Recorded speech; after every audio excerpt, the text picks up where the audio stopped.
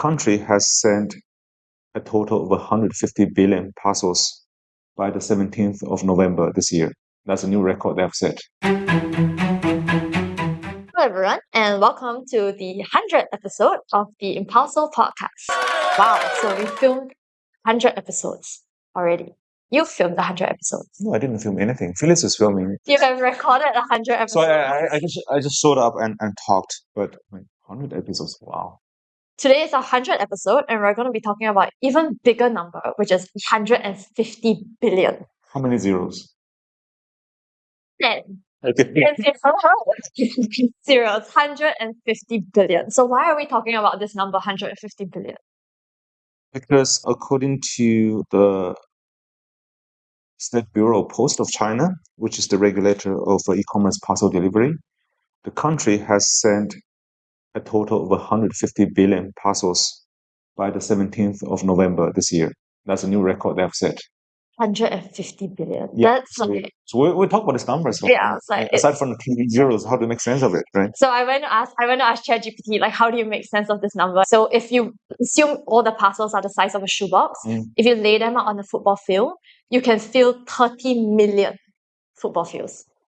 Do you know how big a football field is? You know, it's huge. Yeah. Like, it's huge. But 30 million, I don't even think there are 30 million Did they use like an Olympic-sized swimming pool or something? Yeah. So if you were to stack them in a swimming pool, it would be 1.5 million Olympic-sized swimming pools. Okay. Yeah, but if anyone knows, that is how many parcels 150 billion is, right? And of course, comparing that to the rest of the world. So we have a quick chart here. So there are some statistics about parcel volume in other places in the world. In the US, this company called Pitney Bowes, which publishes the annual parcel shipping index. So their statistics for last year for the US is 22.3 billion parcels. So if you put that number in perspective, I think China sends about 7 times? 7 times? 7 times the number of parcels in the US. For a population that's about 4 or 5 times, 3 billion, 300 million versus 1.4 billion. Yeah. And the whole of Southeast Asia, so J&Texpress, which is one of the largest e-commerce delivery companies in Southeast Asia, they publish their market tracking data every half a year. So according to them, the whole of Southeast Asia sends about 15.4 billion. So that's like 1 out of 9. Yeah. So this is like compared to the rest of the world, right? 150 billion. And that comes to about an average of about 466 million parcels a day. A day. And what they reported as peak, the daily parcel volume was 729 million. And what's interesting about the population of Southeast Asia, 700 million. Yeah. Is it bigger than the population of Southeast Asia? A little bit bigger, yeah. A little bit bigger, right? That was the peak. But what was interesting is the peak actually happened on the 22nd of October, which is a weird date, right? We were discussing this now. Because there's nothing special about 22nd October. 2 friends who have birthdays on that day. And I just like it's a weird day. Okay, it's not that it's a weird date. It's just for e-commerce companies, it's not a special occasion, right? It's not like the, let's say, 6/18 or the 11/11 sales. In fact, it's before the 11/11 sales. So why was the peak just a random 22nd October? I want to say like a random Thursday. Maybe it wasn't a Thursday. Is it a Thursday? No. It was a random Tuesday. I think it just happened on a random Tuesday. So do you know how like W11 in China works, right? I mean, in the past it was one day, right? I mean, the sale starts on the day itself. Then you used to have like this huge number saying, okay, during the first 10 seconds, how many orders have been made? I mean, how many parcels have been sort of secured? But over the years, I think W11 has evolved into almost like a month-long event. So different platforms run a little bit differently in terms of actual dates. But many of the platforms would already have lots of orders being sort of, I think they stagger the sales period.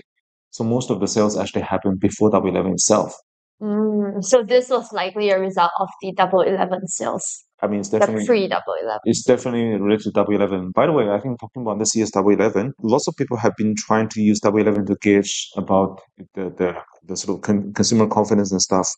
And as usual, the leading players have not announced the exact numbers, right? Because as we said in the past, if the macroeconomy is in a in a state people are not exactly confident. When you release a number which is too good, that makes you stand out in an awkward way. If you release a number that's too bad, that sort of reaffirms a sort of pessimistic narrative. So the best approach for many of the Chinese players is to not to release any numbers.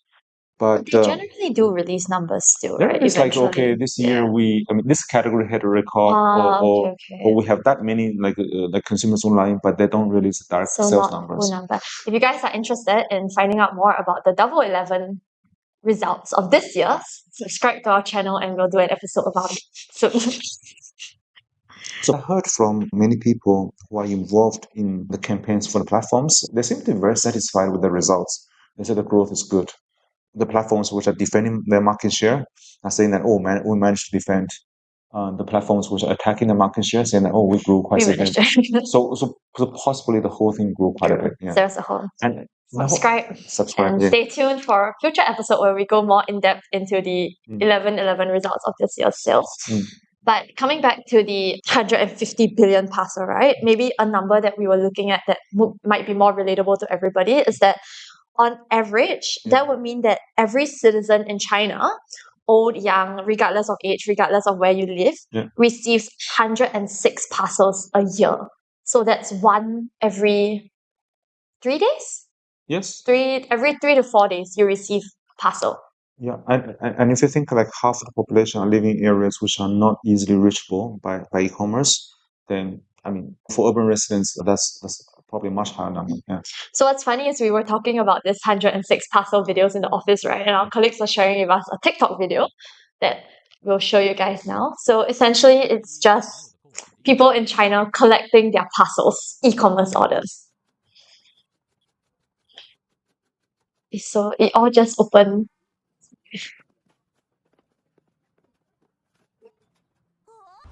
Well, I've seen things like this before, right? Yeah. Yeah. Like That one of volume parcels. So it's a lot. it's okay. I don't know, like, but it was a few years ago. I went to my mom's hometown and I helped her collect the parcel from a security guard. And for security guard, I mean, here's a guard post was probably as big as our office because it's a large estate, and the whole room filled with parcels. Like, and my mom said, "Oh, I have this parcels," and the guy said, "Okay, go and find yourself." Took us a half an hour to find all the parcels. She had like 25 parcels. Did you bring so in some of the videos that we are watching, they have like a push cart to like take all the parcels. Do you bring something like this? Carry 25 parcels. No, I drove from the basement of my mom's blocks. Just filling into the car. It's much easier. Wow. Yeah. But I guess I can see why like e-commerce or buying things online is such a big thing in China, right? This is something that, the team does as well. When we go to China for our trips and all, we always buy things and we ship it to the hotel concierge. Yes, they also have a room full of our stuff. That is scary as well. And our boxes. Yeah. In another article that we wrote about 5 years ago, you broke down 5 years ago. Wow. 5 years ago, yeah. So you broke down the unit economics of sending a parcel, right? So the example used in the article was obviously a bottle of detergent.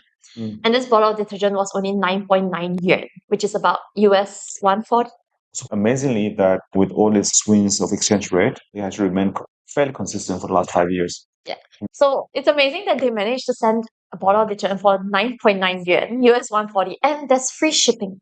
I think free shipping is quite common in China, right? So you ship, and this 9.9 yuan free shipping is also quite common. So how can a company be it the e-commerce company or the retailer, even make profit when you're selling your goods at such a low cost and you're not even charging your consumers for the logistics? I think to do this, you need to break down, what consists of the cost of this particular parcel, right? So obviously, the trade market, where they sell lots of small items, and look at the prices that those small items are sold there versus that you find in markets in Southeast Asia. It's like, I think Elodie was talking about something she bought for like 300 yuan RMB. Oh, some like hair clip that she bought. Yeah.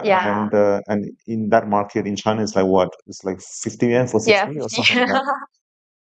50 yuan for 50 yuan for 4. Yeah, she's very excited. And of course, the production cost, if you go to the sources, if you remove the intermediaries, will not be much, right? So for instance, I think that detergent, I think we did some estimate, the cost of production is probably like 4 yuan. And then there's the cost of like packaging and labor. we have huge volume. You have seen like how people pack we've seen the volume. and sort, right? So that can be a huge economical scale. So the packaging cost is probably about 1 to 1.5 yuan. That's about in USD. Less than So 20 cents. less than 20 cents, yeah. Maybe 14 cents USD. 14 to 20 cents. And that plus the shipping cost to the city that we're going to talk about in a bit, you can easily send things out for 1 or 2 yuan across the country. And many people are saying that, how can you do that, right? How can they send it out like such a low cost? Yes, but of course, people watching will be like, how can your shipping cost be 2 yuan, which is maybe like 40 cents USD, and your packaging and labor cost is only like 14 cents USD. So that's less than maybe 50 to 60 cents USD for shipping and packaging. So at the end of the day, you send something for 9.9 yuan, including the product, including the shipping and everything, you still make a profit. Yeah. It's not a big profit, but you probably sell a lot of this. Yeah, you're looking at the scale, right? But that's also obviously when we're talking about such a low cost of shipping and packaging, it's the scale as well. So when we wrote this article 5 years ago, Yiwu sent about 4.8 billion parcels a year. And this year, in 2024, they actually sent out 10 billion parcels as of 30th October. So they broke record as well. Yes, they broke. And the number is probably going to jump by quite a lot because during the end of the year, I think people do a little more shopping as well. Yep. 1 billion. Over a city of? The city has a population of 2 million. Yeah. 2 million. Yeah. So Singapore has a population of like 6 million. Yeah. But I don't know how many parcels we send out a day. Definitely not anywhere close to that number. Nowhere close. So we're in EU, right? And this city is a city where lots of people go and source for small items across the world. And this place allegedly has one of the best Turkish restaurants anywhere you can find. But we haven't tried. But it's a city where lots of businessmen that we spoke to saying that, okay, the reason why they set up their business in EU is because the cost of sending parcels out is so cheap. And since everyone has this belief that, okay, the cost of sending small items out there is so cheap, that attracts more people to set up their businesses there. So the whole place becomes a hub, right? Yeah, it's like a trade hub now. And then, of course, we actually had the opportunity to visit one of the key logistic players, right? When we visited in October for our immersion. And it was very interesting. So this logistic player, they, on an average, they process maybe 4 million parcels a day. And on the peak, I think they said it was like 8 million, right? Yeah. So what's interesting is that when we were at the facilities, we were looking at the whole process of how they split the parcels and all. And it's just like multiple conveyor belts with like, there's just a guy throwing parcels on. Something we discussed as well, that because it's so full, a lot of the parcels started falling off the conveyor belt as well. And we were like, so it's just like a mountain of parcels. So we brought a bunch of people, and they said, okay, shall we help them pick it up? And then they realized they have a process for that. Once in a while, somebody would come in and throw all the parcels. Yeah. I was looking at it. I remember I was telling someone, I was like, so this is where all my missing or delayed parcels are. Because I bought some stuff as well. We were like, should we try to see if there's any parcels with our name on it? But it's too many. And it's just like the skill, right? I mean, the kind of machines that they showed us they use was quite interesting as well. So they use very automated like conveyor belts for sorting. And if you see the video here, the conveyor belt moves really, really fast.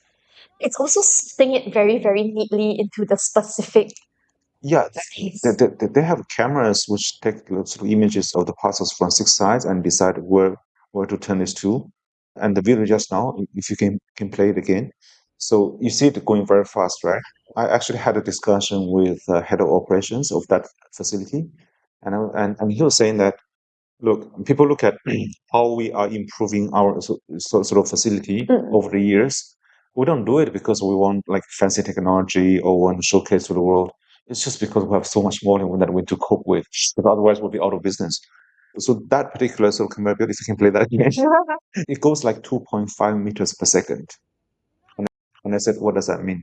He said, a few years ago when stuff has started automating, so now this is their 4th generation of sorting facility. In the first generation, it's 1.2 meters per second. So it's almost double. So it's more than doubled the speed of the conveyor. He also brought me around the facility to see some of the manual sorting, because part of the process still has to be done manually. And the speed of the ladies there doing the sorting is just amazing. they do? Are they like reading? They're not reading the barcode themselves, right? They're That's probably actually doing that. so they're scanning the barcode. So basically, they would take the thing from the pile, and the machine will scan, and they will sort that to one of the 4 sort of conveyor belts. And I was asking the guy, why don't you use like robots doing that? Right? And because there's amazing technology, the robotics came to automatic. So, and he said we tried robots like many years ago, but they're just not as fast as humans for that particular segment.